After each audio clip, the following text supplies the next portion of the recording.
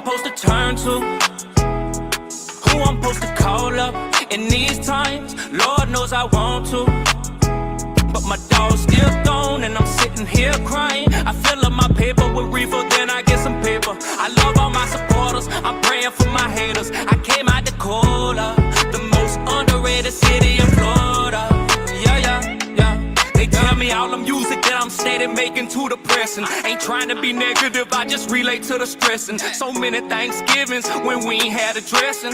Now we buying turkeys for families and call it blessings. Lord knows I needed some help. Feed my family when they hungry, barely feeding myself. Gain weight from all this alcohol, weaning myself. Straight up off these pain pills, really cleaning myself like I should be.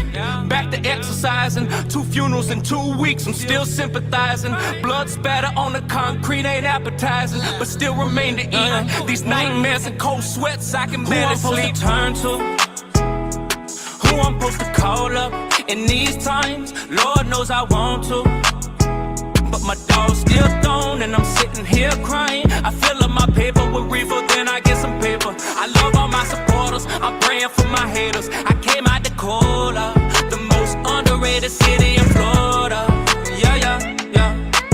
Throwed off in depression. Lord, I need blessings. Can't control what I'm possessing. I was always told life would be precious. Showed I could be tested. Hurt my soul, how they neglect me. See where I'm from, in the streets of Pensacola. Gotta use your head, cause deep inside it bring me closure. Notice what you said, come on, let brother shoot my focus. Stuck inside my head and I can't lie, I ain't been sober. Damn, I really miss you. Every night I cry, bro, wishing you would listen. You know what I ride for, I'm reminiscing. Thinking about my life, however, when you were with me, Who I'm supposed to turn to, who I'm supposed to call up in these times. Lord knows I want to, but my dog's still gone and I'm sitting here crying. I fill up my paper with reefer, then I get some paper. I love all my supporters, I'm praying for my haters. I came out to Cola, the most underrated city in Florida.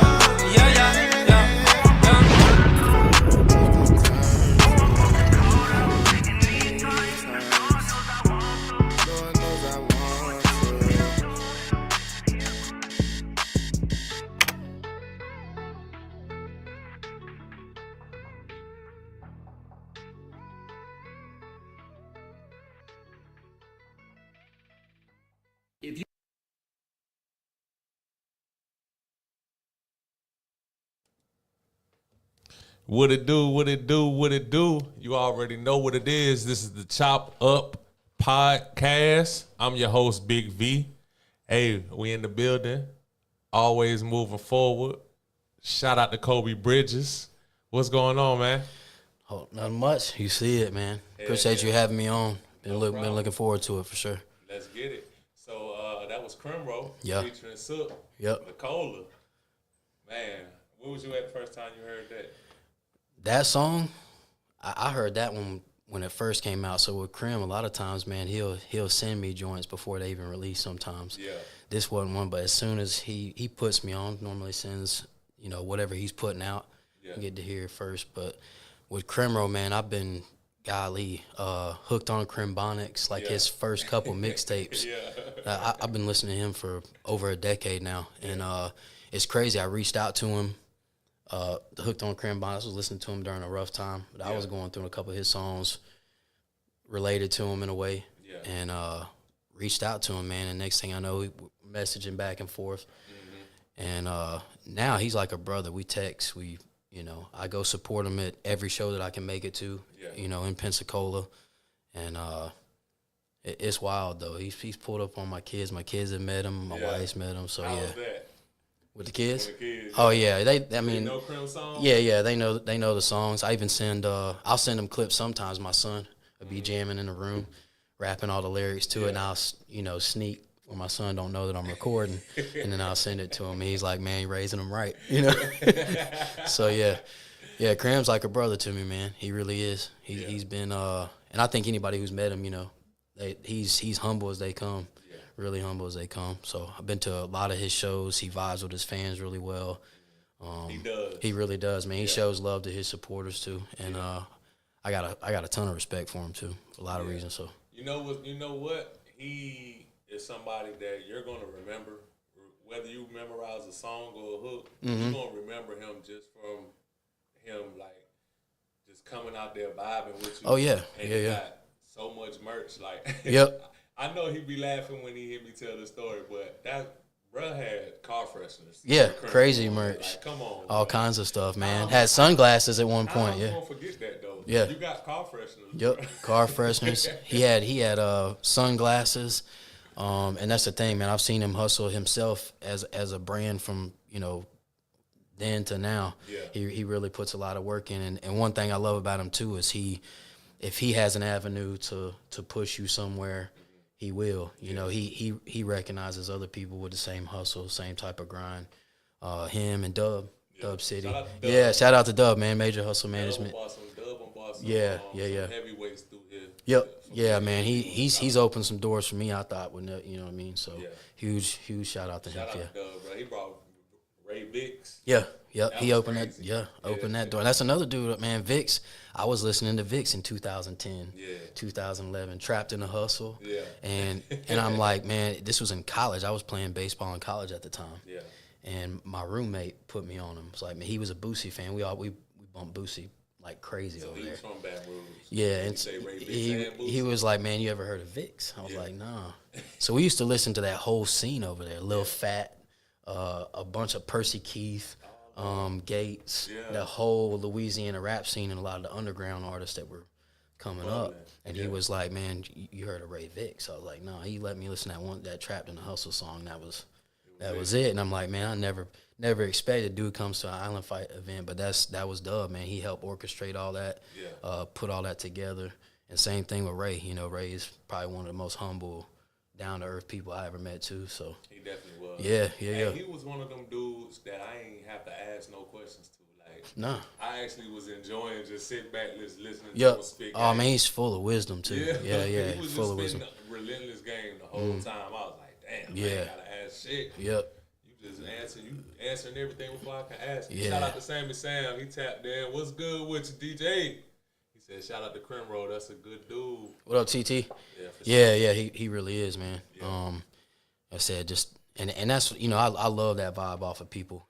People who always remember where they start, where they came from, the people that supported them from day one Yeah. through the climb and all that. But when you see how he interacts, like you said, he leaves an impression, man. Like Crim, whether you he's got a persona. I call it an aura, man. It's like an aura, He really does. And when he walks in a room, I've been places with him, and I know I'm in a place where some people do know him and probably some don't. Like he did a show out in, or he came to a Struggle concert out in Destin, Struggle Jennings, who's opened up for Yeah, I Jelly, know Struggle. Struggle So is, yeah, yeah. shout out to Struggle too. Yeah, we talk a lot, but yeah, you could tell when he walked in the room, they start looking like he as soon as he comes in a room, he brings an energy and a persona that people I think want to know who he is. Mm-hmm.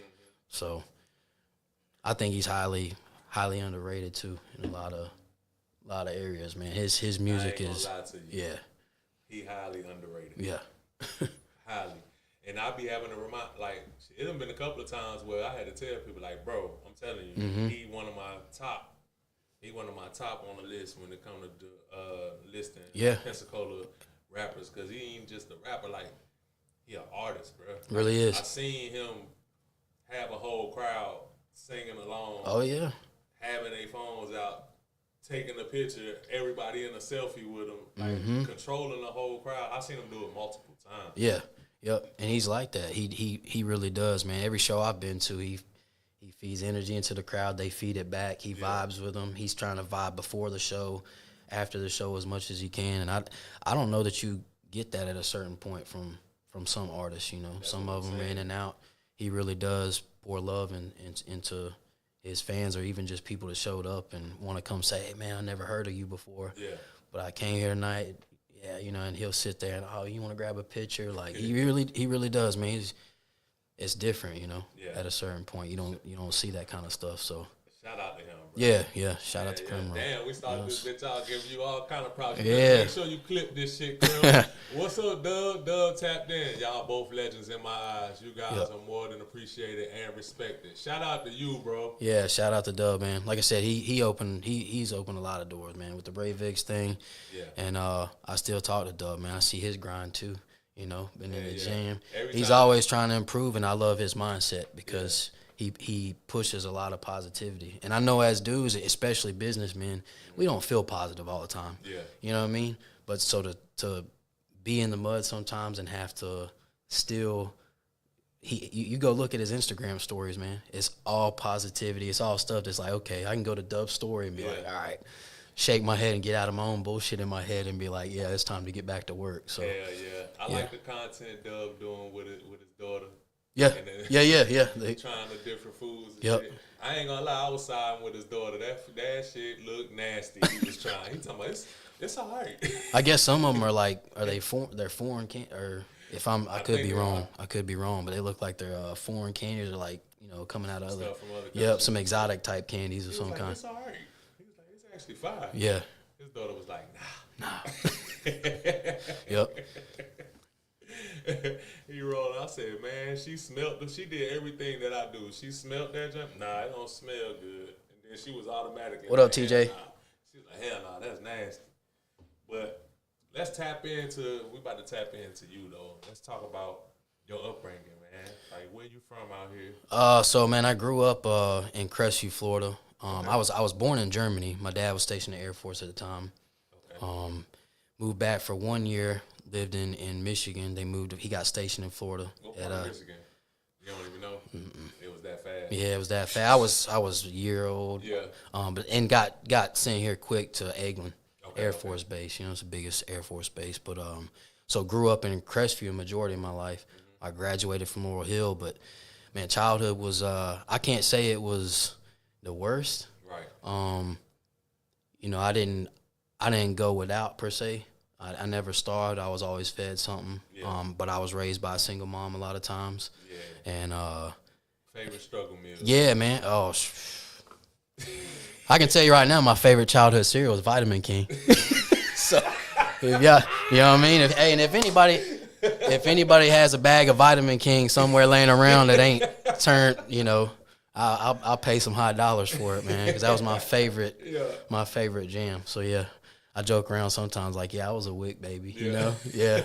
Man, there was times, you know, like I said, I can't say my childhood was the worst because I grew up around some people that when I went to their house, I was like, man, you know. It could be worse. It can always, a constant reminder to be grateful too because, but there was times I had, you know, middle school, it was like, you know, hand-me-down clothes from my mom would get with somebody else's mom, and, hey, he can have this, and I was sorting through garbage bags of clothes. Yeah. But like I said, at the same time, I had something to wear. And a lot of times the stuff that was getting passed down wasn't bad. But when it came to my mom, she would be like, hey, you know, I can't, you either want a pair of shoes or she would give me a choice, you know. But she always provided the best she could, and I think she's instilled a lot in me, you know, spiritually,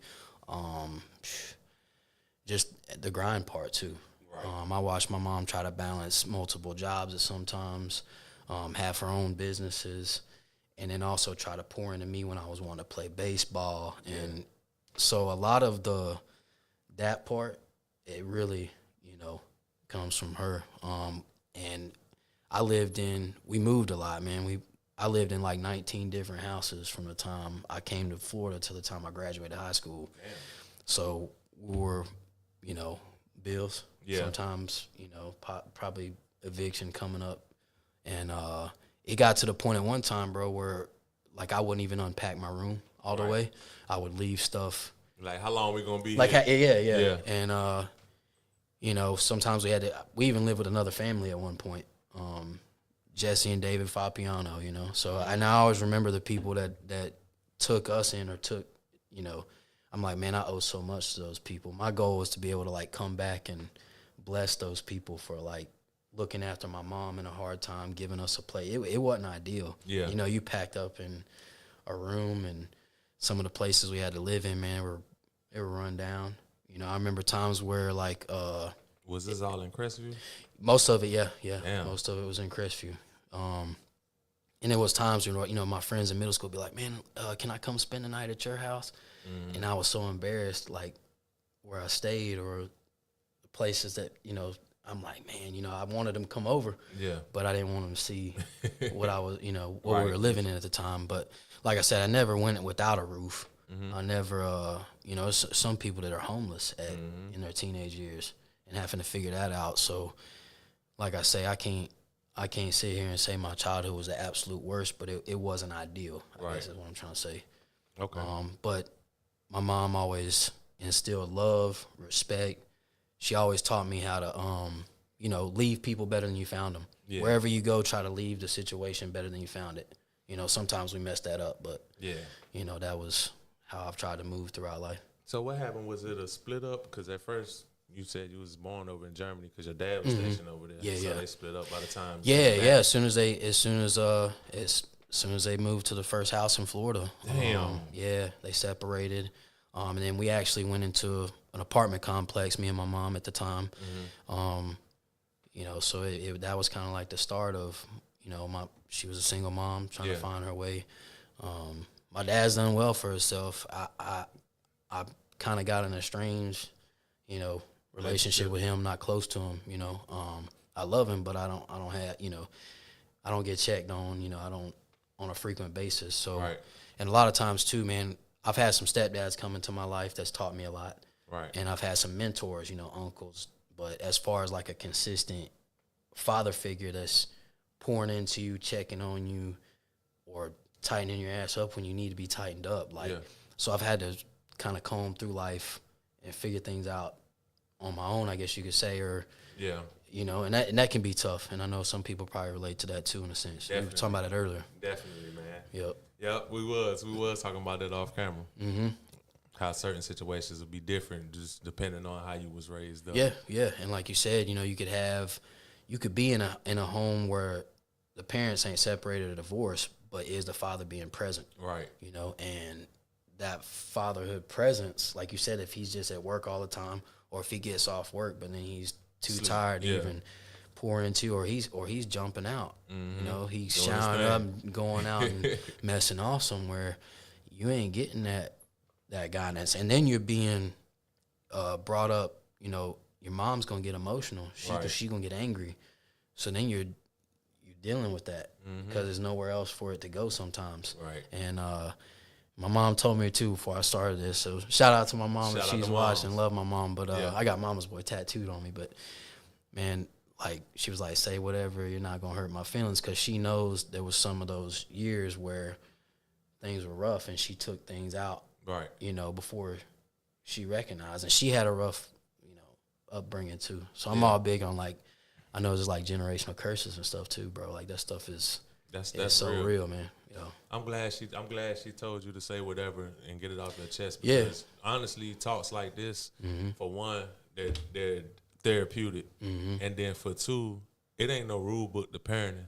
And like you said, you already know she did her best, and she was the best that she could, you with the cards she was dealt. And you know, I think with wisdom, like as you get older, man, when you become the parent, that's when you be like, oh shit. You start to realize, like, okay, you know, I'm in the same or a similar situation that my mom was in, and it's pressing me the way it is. And then you start to realize, man, a lot of it wasn't big mess ups, but when you're growing up as a kid, you don't have that rationality. You're not even yourself. Your mind not even fully developed. You can't process that the right way. So you grow up, you know, angry a little bit, resenting them. When I get kids, I'm gonna be like this. And you know how it goes. They always tell us, you're gonna learn don't one day. About it. You're gonna learn one day. You'll see one day what I'm trying to tell you. But we don't listen to it at the time, man. And I can say for sure, looking back, my mom in some of the situations she was put in, she did really well. Considering you know, she played the cards. Now that you assess the situation from an adult standpoint, Mom, you did a good ass job. Exactly. You did the best you could. She really did. Yep. Hey, I love the fact that you are able to like come to that conclusion because I damn sure did. Yeah. With my first child, I said, "Ooh, shit, Mom. I understand why you did what you did." Oh, now. I know. Yeah. And like I said, it takes years. It takes being a father, going through struggles as a father to really, for your eyes. It's like veils get pulled off your eyes. And then now you see looking back. And it's easier. I'll say this too. Like, it's easier, when you have that anger or whatever you might have or, mental stuff that you hold in, it's easier to let that go and forgive your, forgive your parents, because they were doing the best they could do, And I'll say that, like, on my dad, like, my grandpa, I've learned a lot about him. He was full-blown alcoholic. He neglected my dad a lot. So my dad grew up being neglected, being forgot about. Yeah. So when you start to piece all this together and go, man, our parents is only doing the same things we're doing. They're just they're doing the best with the wisdom and the knowledge they have at the time. Yeah. And then sometimes I wish that some of them had enough time to like turn it around as a grandparent. Oh, yeah. Like you might have messed up with me, but you can make up for that. Right. You know what I'm saying? Yeah. I always say, as long as we're here, it's always a time to change. But I do think another thing too is, and I've dealt with this, is like pride. Pride. Oh man. And I'm a believer. I'll say that I am a believer, not a perfect one, but pride is the devil, man. And some people can't. Their pride, it keeps them away from admitting certain things, or being like, yeah, I messed that up, and then making that decision, like you said, to do better with the time that's left. Yeah. I feel like as long as we're above ground, we can always turn that shit around. We can always do something. Yeah, man. Like that pride thing, like you said, it's a weed. Like you said. It grow, yeah. That shit gonna kill everything around it, man. Just cause you so prideful, like. But you gotta let that shit go, cause like you said, life is short. It's short. It's short, man. It can end quickly. Yeah. I've lost people where that's been the case too. But like you said, with it growing like a weed, man, I'm sure you've met some old heads that sit and you're like, man, it's unfortunately, you're like, this person, that's the mindset, the mentality they're locked into. Like no one is gonna be able to break that, to get into them or to say anything to them where they'll start to reflect on that kind of stuff. So that's been a big thing with me. Yeah. But I feel like, people who had to grow up fast in ways we, latchkey kids. Man. Yeah. Shout out to us, bro. Yeah. The ones that had to grow up fast and deal with hardships and like we were talking about earlier before we went on, we're talking about regulating emotions and sitting there and processing when no one's helping you process. So you have to sit there and start the critical thinking and all that before anybody's teaching you it. Yeah. And I feel like that does, so even though my childhood, like I said, wasn't ideal, I do feel like it's given me tools for now. Yeah. In business and in life, I think being spoiled as a kid, I think I think it can crutch you. So when life starts to punch you and you don't have the crutch to fall on, I've seen a lot of kids, man, that I grew up with that had it all at school. They were wearing the top notch everything. After high school, addicted to drugs. As soon as something happened, they're off the deep end on something, and it would shock everybody. Like, golly, why such and such? What? I never thought in a million years they'd even touch a drug because they were the most athletic or whatever. So you start to see almost like a turn in a sense, I think, on some things. I'm going to tell you, when I became the parent, because that's true, I think, what you say about just spoiling them, but that's spoiling them when, like, they don't earn anything. Yeah. Because I'm a firm believer in, yes, I'm going to reward you if you give me what I want. Like, you give me good grades and you in school and you banging out that education, and you playing sports and you excelling and you doing this stuff, I'm going to reward you. Yeah. But as far as like somebody just, no matter what kind of grades their kids make, you just making sure they in the top notch this, top notch that, everything that you talking about is materialistic. Yeah. You bought them this, you bought them that. I just spent this much on you and all of that. Yeah. Them's the ones. Them's the ones. Later on, they gonna be fucked up. They struggle, man. It crutches them in a way. And I'll even say I've seen some parents who they spoil their kids because they wasn't.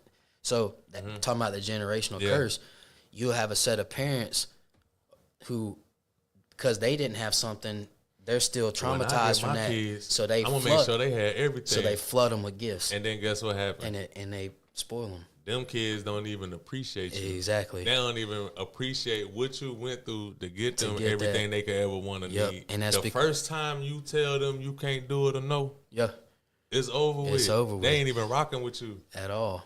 Yeah, they'll cut you off. You went a whole different direction from your parents just to make sure your kids ain't feel how you felt and they feel worse. Worse than you got a respect for your parents. You actually like, I got respect for them, blah, blah, blah. Yeah. They don't even respect you, bro. And it's crazy, and then that's a whole, and then the curse continues. It continues in a different way, but like it's important for, like, we was talking about, it's important for people to recognize, like, okay, but if you go the polar opposite direction, I've always said that. We were talking about regulating, like, emotion. Man, too high of an emotion is bad. Right. And too low of an emotion. You got to try to, we all mess it up. Yeah. I've messed it up a million times. But, me like, too. I feel like the goal is to stay within a medium, because you could be riding a high and you can make decisions out of that super positive mood that you're in. Right.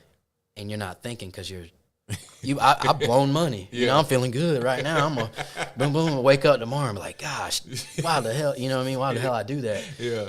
But and the same thing with negatives. The negatives, anger, frustration, and we end up making a decision out of that. Probably not going to yield nothing good. You know what I mean? So that's real. Yeah. That's real. So, man, when did you get introduced to baseball? So that's another thing, yeah. Like my childhood. Shout out to Moose if he's watching this. What's up, Wade? 16 Zips. Zips. Yeah. Wade's my boy too. Shout out to Devin. I ain't see Cushion up there. What's up, boy? Devin. Yeah, what's up, Devin? Real 100 yeah. Let's go. So with baseball, man, and I think Wade was he balled it up Wade too. Definitely was. Yeah, he was a baller player. too. Yes, sir. But I had a family that kind of took me in. I didn't even start playing until I was in kid pitch. Like, I didn't go through coach pitch. Right. But one of the families at the time, a friend of mine, Jeremy Lynch, we call him Moose. So if he's watching this or sees this, shout out to Moose and I owe his family indefinitely, man. Yeah. I lived with them for a period of time too, Okay. growing up. But his dad took me in and was like, why don't you play baseball? So 9 and 10, that's when I got introduced to baseball. But like I said, my mom, she was always trying to figure out how to pay the registration fee. Right. But she got me out there. Yeah. And, I fell in love with that, man. And it probably an outlet, you know what I mean? Gave me some camaraderie. And then my coaches, too, they, Coach Jack, which is Moose's dad, he kind of became my coach, but like a father figure, outside of the game of baseball. Yeah. Coaching me and things, giving me feedback on life that I never, I wasn't getting really nowhere else. Right. So I think baseball became something that I gravitated to for like a, multitude of reasons. Yeah. Yeah. Okay. What position? I started out middle infield, like shortstop, second base. Yeah. Okay. Yep. Yeah, man. That shortstop shit hard. Yeah. You got to be moving at all times. It's It's like catcher. You almost part of every play. You got to be somewhere covering something. They call him the captain, if you're shortstop. But I played a lot of short. Played some third base too, but all infield starting out. That's what's up. You was hitting that. You was hitting the baseball too. You knocking it out the park. What you was like? Man, when you was at the I'll plate? be honest. It's a funny story. I'll go ahead and tell y'all though. In Little League, man, kid smoked me one time. Like, I'm like I said, I started out kid pitch, smoked me, hit me with a pitch, and my elbow got me good. I feel like I was traumatized for a while. I'm in the batter's box, shaking and nervous for a while. After I got scared to get hit. After I got over that, I definitely locked in high school years, and then my crazy as it is, I never hit any home runs in Little League, in high school, but my first at bat in college, and I was down 0-2. I was down, dude's just throwing fastballs. Yeah. He's like, this dude can't hit. I'll do the same thing. If I'm pitching, I'm just going to shoot him down the pipe, and ended up hitting a 2-run homer to tie the game. Damn. I remember coming around the bases, bro, and looking in the dugout, and people are like confused, like what the heck just happened? I bet, So, but damn, hitting, I don't think was my strong suit. I think it was defense for sure. Okay, I could get on base. I had a good eye. Like I drew a lot of walks. Yeah, but hitting, I wasn't a slugger. I don't know if Wade was. He might have been a slugger, but Wade looked like he was a pitcher. Yeah. I pitched a little bit. Wade looked like he was throwing that bitch 90 though. He might have been. Yeah. I knew he played some ball too. So yeah, shout out to Wade, man. Yeah. And I got a lot of respect for his brand too. For sure. We message at times, and the grind of growing a brand is. And he's really, man, in just 2-3 years, I believe. Yeah. Mark me if I'm wrong, but. I asked him, when do he sleep? I'm like, bro. Probably not a lot. Come on, bro. Probably not a lot, yeah. And so, I got an immense amount of respect because I know what it takes, them late hours when people ain't, they see a lot of the glory moments with, Vic, Starlito. Mm-hmm. He's put his stuff everywhere, and it's starting to go everywhere. And I think there's a lot of times people don't understand the grind, the sacrifices just to catch that one moment, just to get that one moment where somebody's stepping out on stage, with your shit rocking on that brand, So, shout out to Wade. Salute to Wade, bro. He was on our ass like, "Hey, bro, Lito coming down." What you gonna do? I said, "Oh, I gotta be a part of that." Yep, I gotta be. He's another one too, man. He orchestrates a lot too. He pushes his brand. He really does, And so I got mad respect for anybody because you got to get out there, and if you see an opportunity coming, you got to seize it. No one's going to, a lot of times it could be like in the works, or you could be like, man, but you got to see all the pieces and then talk to the right people and get it all come together. So he's making some good things happen. So you got to be good at that. Shout out to Project Baby Meech. What it do, man? You tapped in? Tap in and share this live. We in here always moving forward. We got Colby Bridges in here. So at what level did you – so you said you went to college. You went to college on a baseball scholarship? So – or do they have scholarships? Yeah. Okay, they do. Yeah. So my first 2 years, I actually went to it was OWCC at the time, Okaloosa Walton Community College. It was in Niceville. They had a baseball team? Yeah, but I didn't play over there. I went there for school just to get my AA. Okay. And then now they're Northwest Florida State College, so they're a state college now. Gotcha. But my roommate, Terry Cobb, he was a cornerback. He played football at Crestview. Okay. He ended up playing at Ellsworth Community College up in Iowa. I don't know if you ever heard of Ellsworth, bro, but he goes up there and then gets an offer at Friends University. Okay. And he's like, man, you should just come out here just to get away, because I ain't gonna lie, we after high school I started getting into some stuff, running the streets a little bit, and he was too when he would come back home from the summertime, and he was like, man, let's get out of there, let's just get away, because I do feel like we always had, a different outlook, but when stuff's around you and you're young and you become a product of that. Easily. Yeah. And when you start seeing how quickly things can... Damn, I'm broke. Damn, he just made $100 in 5 minutes. You make one flip and be like, okay, I'm good for... Yeah. No doubt. So he was like, man, you should just come out here, just even go to school, because I already had my AA. And I went out there and I was like, man, I might try out. They had an open tryout. Mm-hmm. So I went out there and tried out for the baseball team. Ended up getting a 50% offer. They had already capped out a lot of their money. Yeah. And the coach was like, man, I can't give you a full ride. We're maxed on our budget. 50%. He's like, but I can do that for you if you want to play. And I always did want to play, but I graduating from Laurel Hill, it was a 1A school. Mm-hmm. And my graduating class, I think it had 43 people in it. Wow. Yeah. So small school. There wasn't a whole lot of... How many people walked? All of them, I believe. Okay. Well, I believe all of them. All right. That's good. But there was no, and what's crazy is even at that time, I played on the Panhandle All-Star team where we came out here and played in Pensacola. Yeah. But I was the only dude from a 1A school. A lot of dudes was from Pace. They're from 4, 5, 6A schools. Yeah.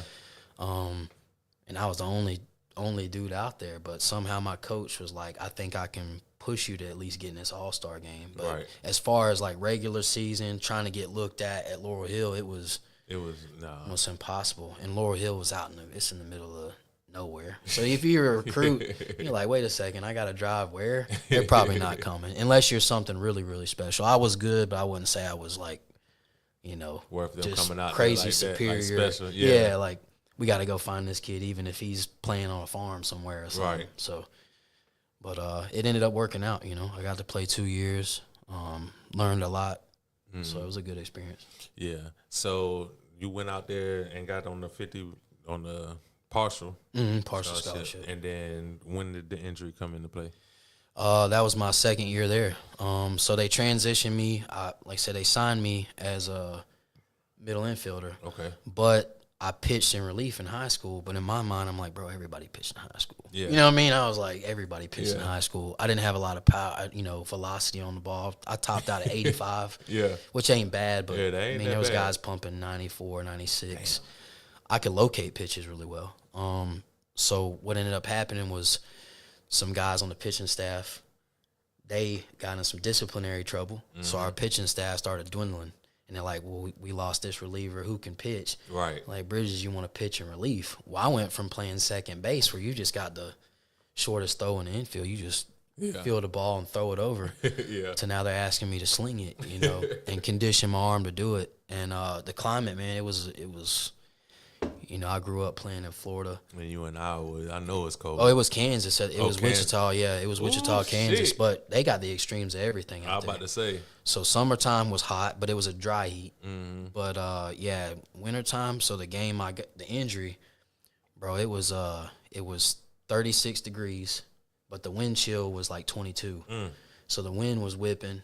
We had the Majestic jackets. It was a private school, so we had great gear. Like I had the Under Armour cold gear and all that stuff that's supposed to keep you warm. I was jogging jogging to the foul poles in between innings just to try to keep my blood flowing, stay warm. And man, coach throws me in the bullpen and he's doing this like, hurry up. I'm like, man, you just put me out here. I've been sitting in the bullpen freezing. And I was still playing catch at like 45 foot, trying to get loose. I think I threw maybe 2 pitches from the rubber in the bullpen at 60% too. And then they throw me in the game by like the 3rd pitch I let go. I just felt this, like I felt it. And then it was just like a tingling. Yeah. Went all the way down my arm into my fingertips. And I just remember like the catcher threw the ball back to me. And I grabbed the ball out of my glove. I couldn't feel the ball. Damn. Like I seen the ball in my hand, but I couldn't feel it. Right. And I was like, it was. I don't know if anybody's ever experienced that, but it's a wild feeling when you lose feeling, but you can see that you're holding something. Right. And bro, the next pitch I let go, I short hopped the catcher. I think like 7 foot. I short hopped it because my arm was done. You still tried to throw it. I still tried to throw it, yeah. And then after that, my coach, he coming out on the field chewing me out, and I'm like, hey man, something ain't right. Yeah. And that was it. It was in a cold game. I just wasn't, coming from Florida, I wasn't built to play in that kind of weather. Right. Yeah. So then that happens and that ends does that pretty much end your baseball career? Yeah, it did. I stayed around. They put me in physical therapy. They offered to do surgery the college will pay for it. But it was a partial tear. Mm-hmm. And I'm like, do I have to have surgery? Like, do I got to go under a knife? They're like, no. All the physicians were like, you don't have to. You'll eventually scar over. Right. And then they told me surgery can go one of 2 ways. Like, we can do this surgery on you and you might be better, or we could do it on you. And I'm like, well, if I'm going to scar over, I'll go that route and do the physical therapy. So, yeah, ended up staying out there for a little while longer. But I knew I wasn't going to go next level with it. But can't say I wouldn't have liked to finish out.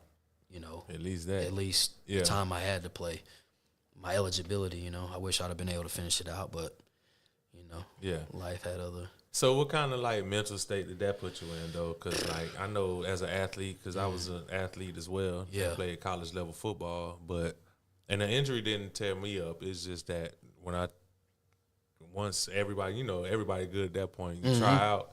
You try to go to the next level, and then you just don't make it. So it was one of those type things. But What kind of mental state did that put you in? That Bad depression. Yeah. I got depressed. All I knew at the time was baseball in school. It consumed almost everything, and then I'm away from home too. So I'm 16 hours away from home. I ain't think about that. Yeah, I'm 16 hours away from home. I do got Terry's with me. So my roommate is from my hometown, but he's still practicing. So a lot of times it was just physical therapy for me, and then I'm going to my room. I'm sitting alone by myself. Yeah. Family's back home. Everybody, So yeah, it was a bad depression because that's all I knew. And you know how it goes, man. When you're training, working out, even in the gym, like you catch an injury in the gym and have to lay out, it starts to mess with you when it's your routine. Yeah. So yeah, it did, man. It was a trying time for sure. Yeah. And then I'm out there with the baseball team, but I'm sitting on the bench just watching the game, and I love the game at the time. So to sit there and watch everybody else play, that's crazy. Yeah. I feel like any real athlete that's got passion, injuries always, it's hard to overcome that. It takes. I was trying to explain to some people that don't really play sports how depressing it is or how crazy it is when you have a non-contact injury for football players. I'm like, I'm out this bitch just running routes and doing shit. Twist an ankle and or something. And you tore ACL, bro. This ain't cutting the wrong way. or something like that. Like that's to me that's like way worse than somebody just like we head up and you hit me and now I'm hurt. Right. Like, bro, I can see that too because it's more understandable if you take a hit. But you know then what I'm saying? Like, man, how did did that happen? Regular routine route running. I've ran this route however many times, and and now this snapped or something. I agree with you like, on that. bro. I think that would that's got to be because it's harder. like you be looking up at the sky like, Lord, God, yeah. Like, what you got going on, bro? Like, why would you do me? Why would you do me like that? Yeah. Yep, that's true. And that's the thing too with God, man. Like, there's been so much happening in my life that I'm like, he be having plans. You be like, damn, you could have put me on, let me know. I need that a press conference about these plans. Yeah. We talk about this a little bit, but I know that's part of it. Trying to have faith through all the. But I will say through all that stuff, it is true. You do see on the other side what he was trying to show you. What he was orchestrating. And sometimes that's not even immediate. Right. Sometimes you go through something and you don't even see what was happening for another 10 years. And you'd be like, dang, back when, like the parenting thing, you know? I didn't see what was going on at that time. Now I see. Yeah. Yep. So at what point did the AMF, the whole thought process of that, at what point at this time did this come into play? So after I moved home from college, the injury, I was going to school for physical education. Thinking about getting into something else like physical therapy because I was dealing with it, but ended up becoming a personal trainer. Right. And at Temple Fitness in Crestview, and during the time of being a trainer, I was like, man, I want to start a clothing line. Yeah. But I didn't want to make it fitness based because that's not everybody's thing. Right. That was my thing, and it still is my thing, but it's not. I do it just for the mental part of it, man. The discipline part, it helps keep me disciplined in other areas. Yeah. But I'm like, man, some people hate the gym. Yeah. But they got a passion for whatever. What everybody's craft is, like, is different arts, Right. And I have a respect. If you're a chef, you might be 300 pounds, but if you can cook it up, like, I'm like, hey, he's got an art, or she's got an art, And so I was like, I got to come up with something that's relatable to the gym, but to life and to any sort of outlet or art that you're pursuing. So I sat around, man, I prayed on it for a while. I'd write stuff down on paper, and I was like, what are you trying to do in the gym? You're trying to move forward, trying to make progress in the gym, whether it's like your PRs or whatever. Right. And I was like, what is something that you're working on? Project. So I was like, a project of always progressing. So, and it's never ending. It's a never ending project. But I was like, whether you're a chef, a music artist, whatever you're into, whatever that art is, that'll apply somehow, some way. Right. And then creating a family behind it, because like I said, it came from a broken family. So like you'll see the hashtag AMF family. Okay. Like that, it does mean something to me because my whole vision is to create a unity of people, you know, that feel like, hey, I'm part of, I might not have this, I might not have whatever, but I got this brand and the people involved in it. Right. So that's when that came about, the whole. And I had an original run of like 50 shirts. I sold those out. Then I went through crazy situation. Me and my wife separated. Yeah. I put it on the back burner. My mental was not good. Wait, how old were you when you got married? Oh shoot! I mean, because we've been together for 15. Let me see the timeline. So the clothing line had already been out, and then you got married. Yeah. Okay. Oh, did you get married before AMF clothing dropped? I think we were because we've been together 15 years, married for 13. Okay.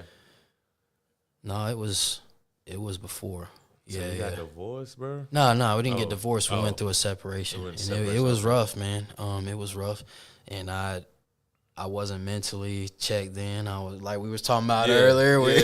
Headspace was out the window. I'm thinking about what's going on with her, and my focus just left. And what's crazy is a dude from the gym. I wasn't even working there no more. Yeah. And a guy from the gym. He wasn't even a client of mine either. He texted my phone. Brody Bonta. I don't know if he'll ever see this, but shout out to Brody. What's up, Chad? What's up, Trish? And Brody was like, "Hey, Brody, you got any more of those AMF shirts?" Mm-hmm. And I was like, "No, I had let it kind of go to the wayside." Right. And but when he said that, I was like, "Bro, there's somebody out there that still want this." It meant something to one person. Yeah. And I was like, I don't, but I'll get some ran. What colors do you, whatever. He was like, man, I'll buy a couple off of you if you get a couple done. So I went and had another run done. Yeah. And then that's what sparked it back up. Because I was like, man, if one person, because it was a time lapse too, man. It was like, this was out of nowhere. Yeah. Months had went by before I had ever, I hadn't sold a shirt in 7-8 months. Right. And I'm like, and somebody is hitting me up. So that obviously, that brand had an impression on them. And I'm like, there you go. Like, I prayed about that. I wanted my brand to have an impression. There it is, even if it's just one person. Yeah. So I'm gonna start running them back again. Hell yeah. And see where it goes from there. That's what's up. Yeah. We got SD Dumas that tapped into the chat, man. Shout out to SD. What Dumas, the Reaper. Oh. His fight's supposed to be coming up soon. Yep. Always moving forward. Mm-hmm. Y'all ended up doing some clothing and stuff for Dumas. Yeah. He was one of the original ones, man. Him, Brock Weaver, Cam Bennett. Mm-hmm. They were some of the original ones. Matter of fact, back in the day, some of the compressions before I had my own branded compressions, I would have to put I would go buy Nike compressions and put my logos on them. Yeah. And then also whatever his sponsor logos or whatever. But yeah, he was back original days when I first started getting into doing fight gear. Yeah. So, yeah. Yeah. Shout out to Dumas. Hey, all right, Dumas. We ready for you. Go ahead and ask some questions, man. We got Colby Bridges up in here. Always moving forward. Exotic Ice. We tapped in. Oh, you want cool to look over there? Or? Yeah, it's cool. Okay. It's cool. It's cool to look over there now. Oh, Juan said who he is. Juan, this is Colby Bridges. He's a founder of Always Moving Forward clothing line, also with Exotic Ice. SD Dumas said, well, what happens? Yeah. All right, you go ahead. Yeah. So I was telling Vince earlier. What happened? Because I was part of the Always Moving Forward. Mm-hmm. And then when I started talking about money, you kind of ghosted me, but I just let it be. Okay. Yeah, I'll be honest. So like I said, we had that one shirt. I don't know, SD, he probably remembers this. It was a Chucky based shirt. He was with First Round Management at the time. Yeah. And I had my graphic designer run the shirt. I think that's where it kind of started.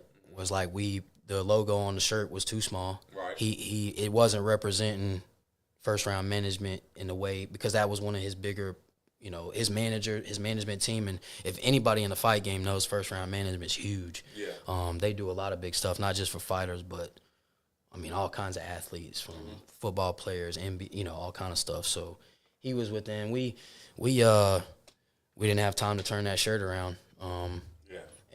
But with the money part, At that time, bro, I had sent him some money at times. Right. Had cash. I think cash apped him some money after a couple fights, and I was in a position where I was still at the very beginning of my brand. I wasn't even now sometimes, and that's a lot of people will see something and think that you just have crazy money to push out, but at that time I really was strapped to the brim, and I was actually dealing with a lot of those situations with the separation.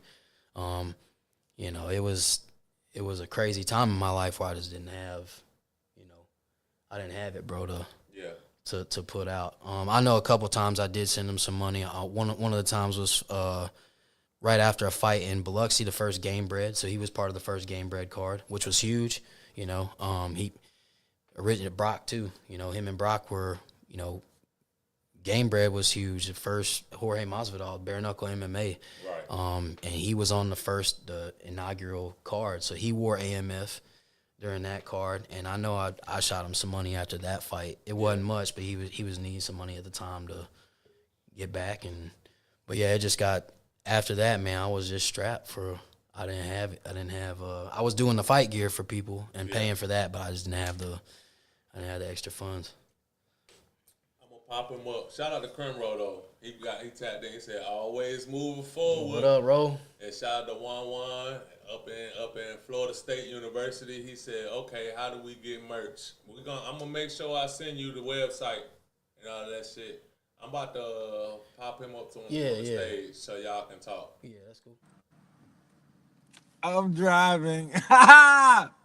What up? What up? What up, bro? Shit, cooling. Yeah, I'm finna say I'm not finna do all this texting shit. It's not finna work for me. And you driving, so I care about your safety. I'm not driving. Yeah. I'm legally blind. Okay. Just legally blind. Okay. Right, we got Colby So, here. okay. So, cause I chimed into the part, you explaining the story about the baseball career. I sort of kind of heard you when you said something about it, but I didn't really hear too much when you were saying about like what happened because yeah, you've explained to me that the money itself was funny at the time, cool, and at the time I was an amateur. It had nothing to do with first round management. It was just the time base of the shirt that I asked you to make it a certain type of way, but when I got the shirt, it was just a shirt that was just put together, and it did aggravate me and piss me off, but I never said anything about it because I know how you said you was building up your brand, you was doing everything, and I told you I was going to support and do all of it. And you did give me money, cash at me the money, and you helped me. Fuck it, I'm running like fuck it. Um, um, you did that support. Shout out that for helping me, especially at that time and stuff when I was an amateur, becoming a pro. But where I got the little itch in my tongue about, a few times we ran the other fights, I didn't really talk to you because I was high as fuck, and I was just trying to let everybody enjoy the night. But like, I felt like when you started going on with all move forward and when the money part came in, I didn't care too much about the money at that point. I cared about the merch that was being made. Mm-hmm. And once, I'm not saying this, it's trying to like this and not like this. Once first round management came into play, it was never they say so. It was always my say so, like I always told you even back then. If I say, hey, I need a design done like this and this time, and if you tell me, yeah, we'll get it done, and then it don't get done at that time, and then I just get something that's just put together, Right. like I told you, I'm gonna be pissed Yeah. the fuck off. That's just me. And Yeah, I get that. and it has nothing to do with first round management. But the real question is, after that, after that fight, you have not spoken to me, Pierre. You say what's up to me, Pierre, point blank. So my main question is what happened? Because everybody else started getting, sponsored by the Always Moving Forward, in the city, amateur and pros, because you sponsor my boy Cam Graham, Big Mac. You know what I Mm-hmm. mean? So I just want to know what happened because in the mix of all of that, everybody else is still getting always moving forward. That's But a then good. I just got left in the shit suit. So Cam, and if Cam's watching this, he'll vouch for this. Cam Graham's always paid for his gear. I never sponsored him. He just shared it heavily. Matter of fact, there's a lot of guys, and I've been wanting to say this too, because I feel like because I'm still local, people see AMF, they assume that I'm sponsoring the person. Right. But I'll even say, man, Devin, the Cushions, bro, Okay. Dylan, Devin, they purchased their fight gear. They paid for it. So there's a lot of people that rock it that are paying for the gear. Now I will say that I probably won't charge them retail on it. I'll cut a price off, but with the first round management thing, So they're paying you to put your logo on their stuff for the fight. they're paying me. They came to me and said, "Can you do the That's what I boxing?" just said. I said they're paying you to put your logo on their shorts. My bad. That was No, what I mean. we're producing so like Devin Cushing wore, like, we produce boxing shorts now. So he was like, "Can you do my shorts for me?" So we got branded boxing trunks. We got branded. Okay, so the Damn. What happened? All right. We'll bring you back when you come back in the room. Yeah, that is a thing though. Yeah. Where a lot of people, especially the Pensacola guys, man, and shout out to Devin and all these cats, man, because Devin, I mean, if you want to know what I think, Devin's a killer, bro. He's gonna be on some, him and Dylan both, like, they got big things coming for him. But I think what's happening is people see AMF and they go, "Oh, he sponsored that Automatically." But the brand has gotten to the point where people reach out to me and say, "Hey, how much will it cost me to, for you to do my fight kit?" Right. So there's a lot of people locally, whether it be Pensacola, Mobile, Frank Bunkley, another person, man. That's another thing too. Huge thanks to these guys, because they purchase their stuff. Like I said, a lot of times I'll try to work deals with them, not charge them what I normally would from the website, right? Because they push the brand the way they do. Yeah, they share posts all the time. They're helping my brand grow. Right. So I'm like a help me, help you type person. Yeah. And that shirt that he was talking about, I had told you that situation. I don't do the graphic design. I middleman a lot of that. So if he's saying like something needs to be changed, I have to take his words, send it to my graphic designer, and there's always that disconnect. There's always a delay time in that. Yeah. And all we could do at that time with the time crunch, we pumped out something where the first, I know he said it didn't have nothing to do with first round management. It was like the logo for first round management was too small on the shirt. And It was like, this is one of my biggest backers and they need to be represented. And I understood that. Yeah. I understood that. Like, yeah. Still to this day, some fighters like, hey, I need such and such logo to be more presented than, or they'll even have a certain placement for the logo. Like, hey, I want this logo on the front left leg. That's my lead leg. It's going to get seen the most in the fight. Right. So I'm always willing to. I ain't think about that. Yeah. Primrose said, proud to pay. Juan said, this Raw, I might show up on a live in Florida State. Yeah. He just seen that I could bring somebody on here. Yeah, man, I ain't got no, at that time, I was super young in the brand. I didn't have a lot of cash flow. Like he said, money got, that's another thing is even now to this day, what people, I think, mistake about business and entrepreneurship, bro, you can be up 1 minute huge and 3 things happen that week and now you treading water. Yeah. And it's like that no matter where you get. Even I get around bigger brand owners. What do they say? More money, more problems. Yeah. So if you got an overhead, if you got $1 million brand, then your overhead is probably going to be substantially more than what my overhead is. Right. So it never really changes. It's just you probably learn how to deal and roll with the punches with finances a little bit better. Yeah. You learn where to put money and stuff. But I don't have no animosity, no bad blood. It was just, I think, something at the time.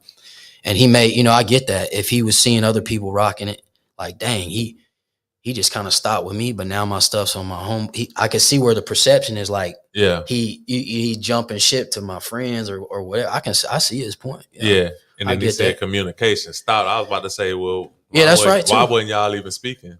Yeah, that's right too. Because a lot of time, I mean, I'll be honest, bro. If you in sometimes you stressed out like I was, you shut down off of everything. You should start shutting down. I feel that. And so yeah, I mean, I'm man enough to say that, bro. Like I said, I was young. I've learned more wisdom since that day. Yeah, I would expect you to. Please don't be the same as you was. No, you can't. Yeah, you can't. So you learn as you go. I'm not one to ever excuse myself when I look back and be like, yeah, I could have did that better. I could have. So that's why I think a lot of times too, I'm able to see other people's points, Right. and not be offended, not be mad by it, because I see where he's coming from. Yeah. Like, hey, I was one of the first people, and he was, he was on the Game Bread stage. Mm-hmm. He had some big wins, Island Fights promotions locally. So I totally see. I get what he's saying. Yeah. And I can see, like I said, where, yeah, if he like, damn, yeah, I was rocking his stuff, one of the first people to kind of get the name out. Right. I would feel some type of way. Yeah, I get that. Mm-hmm. I totally understand that. And that's the type of podcast I want to be. Yeah. Where it's like, I see a problem. Obviously, it's a misunderstanding. Let's come to a resolve. Yeah. I like that type of shit. So I was glad you was even open to that. Yeah, bro. You know what I'm saying? Yeah. To have a discussion. I'm one of them people, man. I'm an open book. And yeah. I feel like, bro, throughout life, I done made mistakes. I done fucked things Ain't none up, of us perfect, right? Bro. And there's a lot of situations looking back, regardless of what my reasoning is to it. Yeah. When you got a brand, I got not for being perfectionist, bro. In baseball, like, you're perfectionist, you too hard on yourself.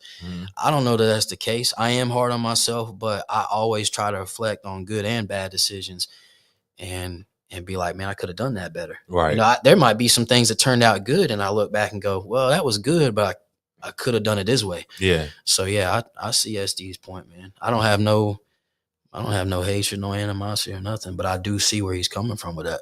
For sure. I just sent you Colby Bridges' Instagram. I sent you his Instagram one. Make sure you tap in with him. Appreciate it, man. Yeah, he gonna be sharing your shit everywhere. Yeah, I appreciate that. Appreciate that. That's what he do for the podcast. I appreciate you too, Juan. Yes, sir. So okay, now that we had that discussion right there, that was hard. By the way, too, yeah, man. I appreciate you being an open book, bro. Yeah. Like, a lot of people wouldn't even do shit like that, bro. So that was big of you. I've been through a lot, man. Yeah. I told somebody the other day, because I had a situation go down the other day too. I lost my little brother in 2022. Damn. Had to carry my little brother's casket. You know what I'm saying? Right. Be the head pallbearer for that, and we can get into that too. My mom gave me free reign, so.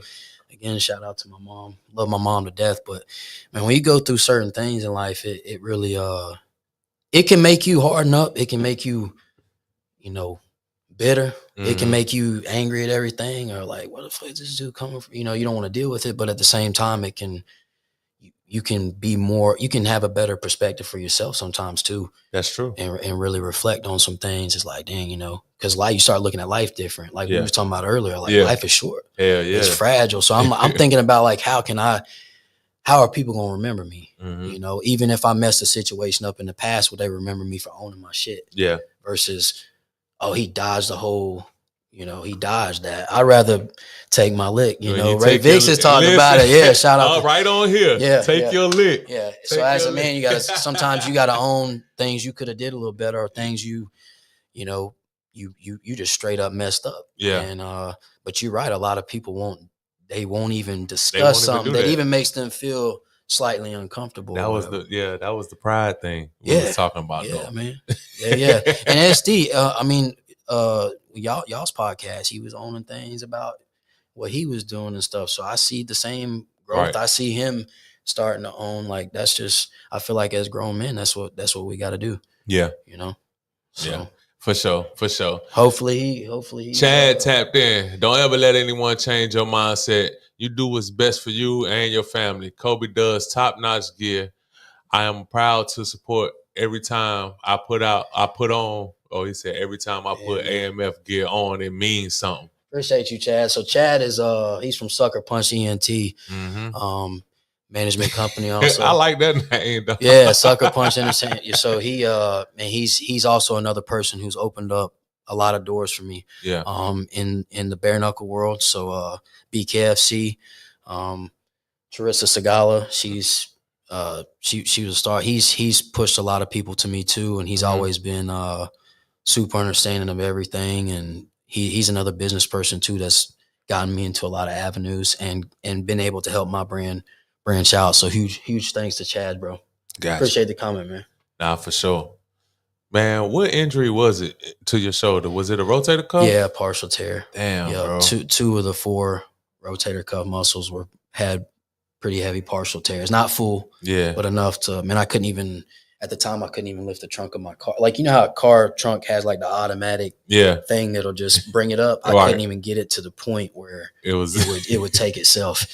So yeah, I was bummed, man. Bro. Like you said, the depression, because we in the gym working out, and they had me lifting the little pink 1 pound, the little pink dumbbells. I was about to say, did they have the bands yet? Yeah, they had me on the bands, the little pink bands, all kinds of stuff. So yeah, it was. Man, I hit a lot of linebackers in my time. I was a running back in college and shit. Yep. So I hit a lot of linebackers, and I had I ain't had no tear, but a lot of like AC sprains and a lot of like bruised rotator cuffs from dropping the shoulder. Dropping that shoulder, bro. The AC joint, man. Yeah. So even now, like if I don't work out, and I guess the muscles loosen up around here, it's just like lingering pain. It's like I almost gotta work out for it to not hurt. For it to not hurt. Yeah. It hurts at first and then it kind of goes away. But then afterwards it's tight. But yeah, if I mess around and just don't work out for like a month or something, I know exactly what my shoulder and shit gonna be it'll hurt, freeze up too, where you can't do much with it. And I've even noticed stuff too since that injury. Like I go to reach in the back seat of my car for something. I'm like, you just going to do something regular in your car, grab something out of a back seat, and next thing you know, you're like, you got to bring your shoulder back. Hell nah. Yeah, man.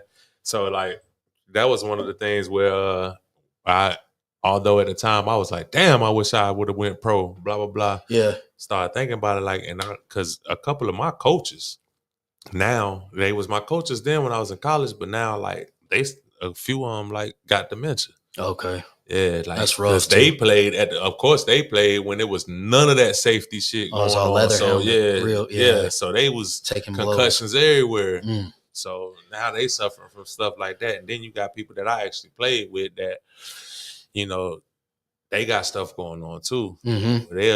We still be in chats and shit, and they'll be like, I got some shit going on. Like, I don't know what it is, but every now and then I spaz out, and you know what I'm saying? Yeah, man, that's a real thing too. And even in the fight game, man, like there's a lot of fighters too that end up, over the years, CTE, and that stuff's a real thing, Yeah.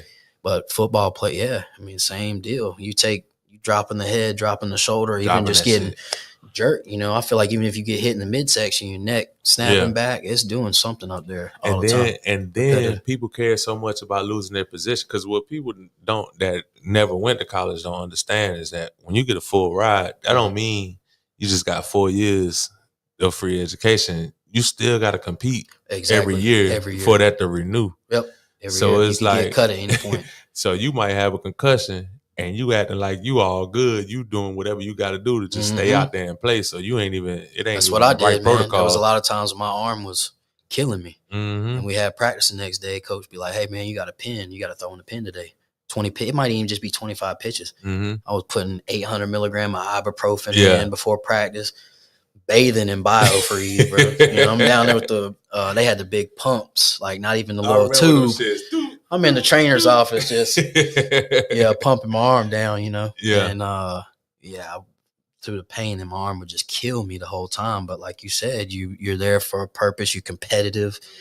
When you're competitive, you don't want to lose that edge. Nah, and even back then, I probably should have said, man, my arm's hanging today, Yeah. All right. I'm looking at it. Chad said, I have to ask, what is your favorite shirt that you did for a fighter? Talk about that. That's a good question. That's a real good question. Damn. Ooh. I actually want to know the answer to that one, bro. That was favorite walkout shirt? Yeah. I got to pick one. Favorite shirt that you did for a fighter, man. And I got to pick just one. You got to pick one. Just one. Well, shit, give me two. If you got two favorites, but you can't give me more than that. I know one off the top.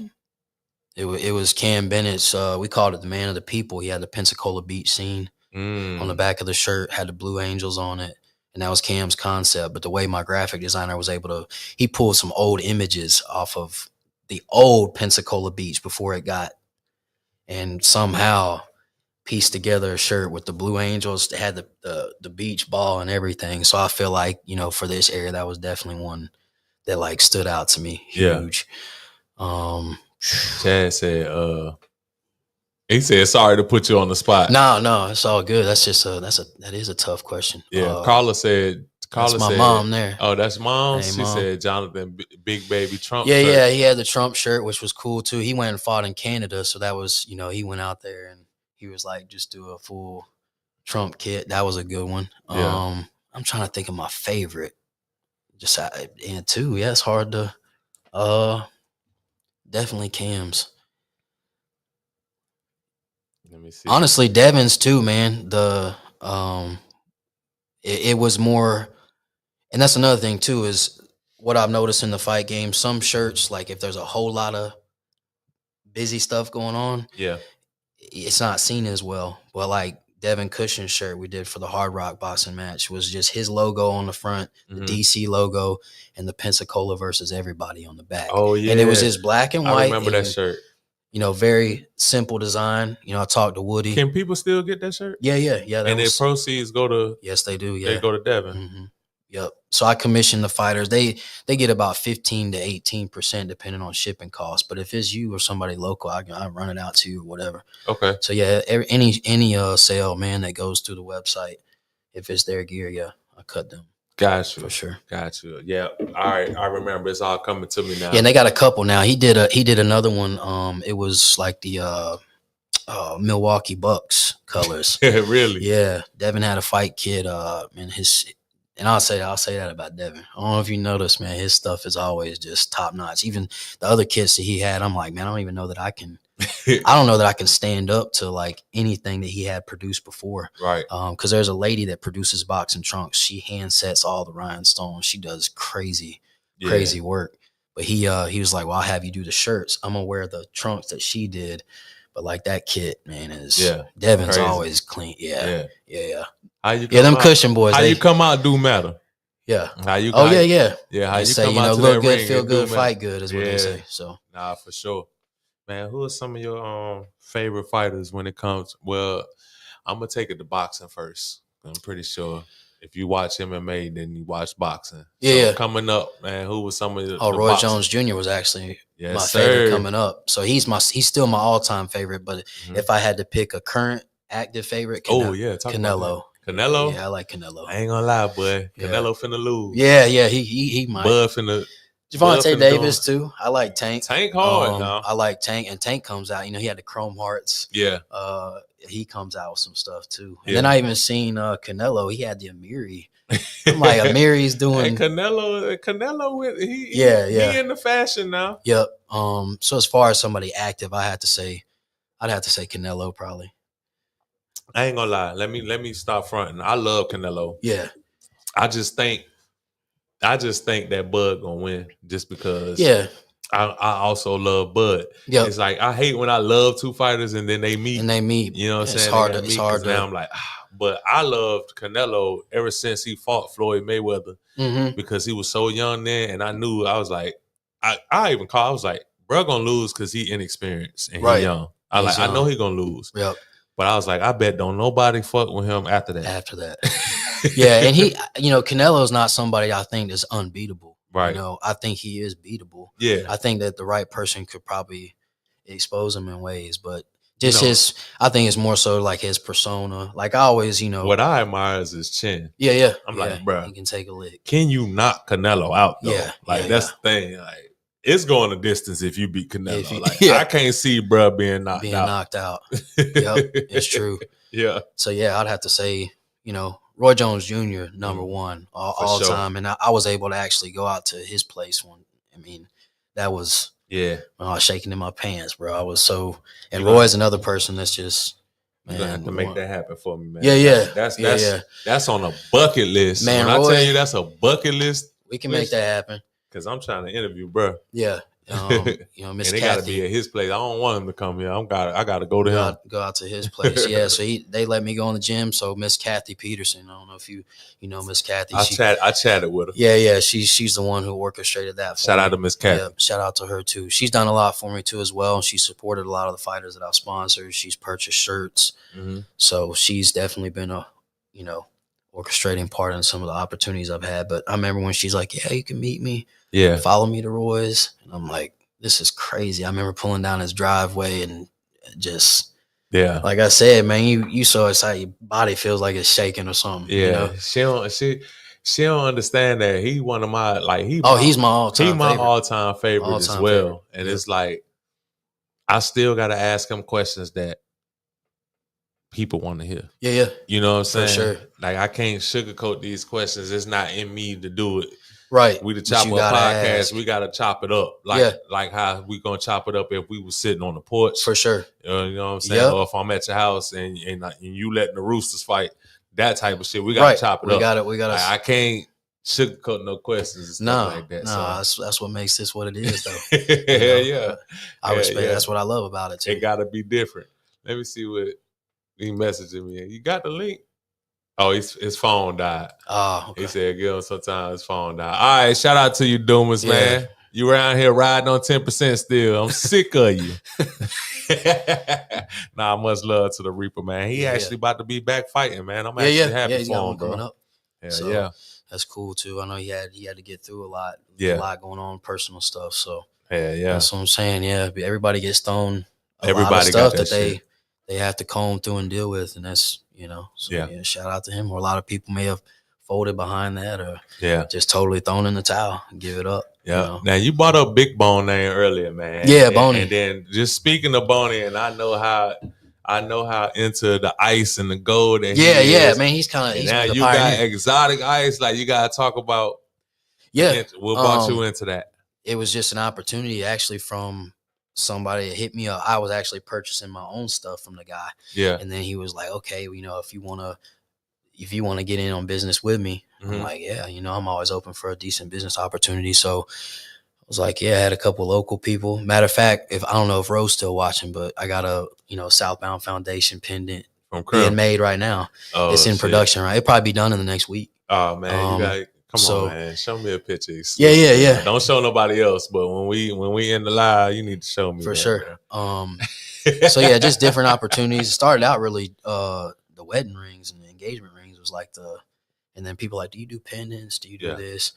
Like, yeah, we do that. But Boney, man, he pioneered. He's been doing grills and jewelry. Hell yeah. As long as I can remember. Yeah. So I feel like him, and then got a homie out in Fort Walton, Cash Talk Grills. Hell yeah. Yeah, I know Cash Talk. Peasy used to rap. Yeah, Peasy. Yeah. So Peasy, I feel like them two guys, man, they kind of pioneered the local. Hey, fun fact, bro. I was in a Peasy video. Oh yeah, in Crestview a long time ago. Yeah, Peasy did one for me. I got a 10 on 10. I got a 10 on 10 from Peasy. Hey, that's just crazy, night, man. Yeah, it was called 92 Crown Vic. Shout out! I always say that if y'all see Peasy when you go back, say, "Hey, man, show me the 92 Crown Vic video." You in it? Yeah, I'm in that. That's wild. That's wild. How y'all know each other from just music? Man, I ended up. He don't even really know me like that though. Okay. But I was there because y'all boy was shooting it. Okay, yeah. And I ended up. I don't even know why I was there though. I still don't. But I was there with shout out to David Freeman, man. Shout out to FMG. He had the Flawless Music Group back then. But he was like, yeah, we're gonna go down here and talk to YP. We're gonna talk to YP Cash Talk, blah, blah, blah. And they shooting a video, y'all boys shooting it. I go down to Crestview, like, you gotta think, I don't know nothing about Crestview. Right. We in the trenches though. Oh yeah. I know where you're I'm like, in a circle. Like, what? Yeah. I'm like, man, Crestview like this? Yeah, I'm looking around parts. like, shit. If you were in the circle, yeah, I know. I'm gonna show you the video. I'm gonna show you the video after we end it. If YP Cash Talk still got that up, because that's what he was going. I know what you're talking about. I mean, you got Miramar Apartments in Crestview, and you got the Circle, and there's certain spots. Crestview's gotten wilder over the last. Yeah, they have, man. Fort Walton too. Really, really every place, really. Yeah. I know the Cola has, but yeah. Nah, for sure. Yeah. But all the areas, yeah. But because I'm raised in North Carolina, okay. So it's like I was born in Washington D.C. and shit, but we're at in NC and the Asheville area. Okay, so I'm from Hendersonville, North Carolina, but it's like the outside city of Asheville. So got you. Basically, we'd be Cantonment, and Asheville would be Pensacola. I got you. Had to paint a picture. You had to paint a picture. Yeah, I got my uncles in Fayetteville. Oh yeah. So yeah, but I was gonna say that about because you just brought up Fayetteville. So like any town that's got a military base. Oh yeah. They off the chain. Oh yeah, bro. Because Fayetteville. people from everywhere. Yeah. It's people from everywhere, so their culture not like another culture that's in that state. You're right, bro. They got shit popping. Fayetteville. A couple times I went up there to visit my uncle. It's popping up there. It's wild. Yeah. Yep. Shout out to J. Cole. I always be like Dreamville when you bring up Fayetteville. Yep. Yeah, Fayetteville's. Yeah. You know, it's one of them places, like you said, there's a lot going on. A lot of diverse. Yes. That's Fort Bragg. Yeah. Yeah. That's sure. Fort Bragg, man. Yeah. Off the chain. Mm-hmm. Yep. For real. So but yeah. So you get into exotic ice, and how long you been doing that? November will make it about a year. Okay. Yep. So still your anniversary coming up. Yeah, still kind of fresh in it. And I gotta start pushing that more. That's another thing. Like, man, I do all the social media platforms, all the orders, I'm a one man. Other than the graphic design and stuff, I got a great team for that. Right. And I hope he sees this too. I got to give this dude a shout out. But Justin Chagness, we call him Gigs. Yeah. He's been my guy, my go-to for all the graphic design for my fight gear with the walkout shirts since day one. And he definitely deserves a lot, because without him, man, I don't, yeah, he has made a substantial amount happen. So that's what's up, man. Hey, your mom actually tapped in, bro. Oh yeah. That's cool as hell, bro. Oh yeah. She is. I knew she'd be on. Yeah. I told her, man. Yeah. And she came and checked the page out and stuff too. I'm like, go check it out. She Ray came to the fights, got to, meet my mom. Yeah. And Vic's lost one of his brothers too. Vic's been through a lot. So, my mom, it was a great night, man. Wade was there. Dub was there. Yeah. It was a great night. And I was there. I was down. Okay. There. I was at ringside with Dylan Lindsay. Okay. Got you. Yep. Got you. Yeah. And I had just interviewed Ray Biggs that day. That day, and then we came to the fight. Came right after. Yep. That's right, because they said he was finishing up the podcast. He was over here. Yeah. So that night was cool, man. That was a good night. It was, to me, it's cool to see everybody too networking and kind of like, I'm not from Pensacola, and I'm appreciative of like, everybody in the city that's kind of took me in and let me. I mean, a lot of people think I live out here. Yeah, like, oh, bro, where do you stay at? Yeah, I'm like, no, I definitely thought you did. I don't live out here, but I'm out here a lot. A lot of the businesses out here a lot. So Pensacola is a lot of people. Yeah, it's welcoming in, and I'm appreciative of it, man. Nah, for sure. So to see the whole city with people that have veterans from the city, Dub, Crim, Wade, and everybody kind of be in a spot where I'm to see all that. It was cool. It was real cool. Hell yeah. Yeah. Hell yeah, man. Hey, look, we got to wrap it up. Yeah. I hate that we got to, for real. Yeah, you got another one coming. Yeah, because we was kicking it. We can do it again sometime. We're going to have to spin the block. For sure. For sure, man. For sure. But any shout outs or anything that you want to, mention that we haven't mentioned in the interview that you want to get off your chest right now? Man, just again, huge shout out to everybody that supported the brand from day one. If they currently rocking, not rock, I mean, whatever it is, they had a instrumental part in where it's at. Yeah. I mean, I got so many people I could thank from Pensacola, from Dylan Kleckler, Devin Cushion, Dylan Woody. Shout out to Dean Tool. Yeah, okay. I got to give Dean a shout out. Island Fights. Yeah. Shout out to Dean Tool. He's created a platform not only for a pipeline for fighters, but even for myself, man. Without the Island Fights promotion, it's been huge with what I've been able to do. So I know he's orchestrated over years and gone through a lot as well. So shout out to Dean, the whole Island Fights crew too. Nick Pinto, Ian, Ryan, all them guys over there. They always show me a lot of love, and I appreciate them too. So yeah, man, I had to say that's it. Shout out to God too for everything he showed me. Big dog gonna always make it happen. Upstairs, so all glory to him. For sure.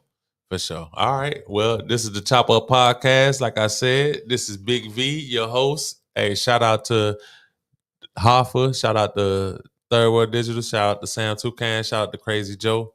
You already know how I'm rocking. I be holding it down for the Chop Up, man. Shout out to everybody who watched too. Yes, sir. Make sure y'all share this live. Share the live. Share the YouTube link. subscribe to our YouTube page. It's the Chop Up Podcast. It's it's the one with the purple axe. It's a couple other chop up type deals going on, but we are the Chop Up Podcast with the purple axe. Also, follow us on Instagram, the Chop Up Podcast. On Facebook, it's the Chop Up Podcast LLC. So tap into us, man. We enjoyed y'all for tapping in tonight. Up next, we got Jay Pettyway from White Noise Booking out of Mobile, Alabama. Actually did his interview last week. Nobody told us that we did the whole shit muted.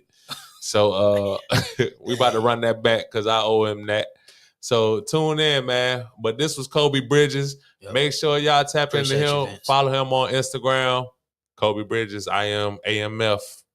Yep. I am _ Project AMF. Project on Instagram. AMF. Yep. I forgot the project, y'all. Instagram at Project AMF. But I am _ Project AMF.